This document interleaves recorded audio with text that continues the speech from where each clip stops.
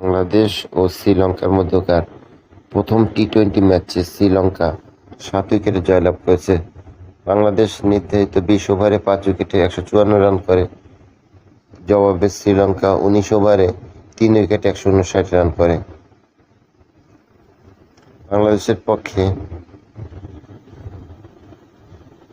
সর্বোচ্চ 38 রান করেন পারভেজ হোসেন ইমন। দ্বিতীয় সর্বোচ্চ 32 রান করেন মোহাম্মদ নাইম, নট আউট ছিলেন। তৃতীয় সর্বোচ্চ 29 রান করেন মেহেদী হাসান মিরাজ।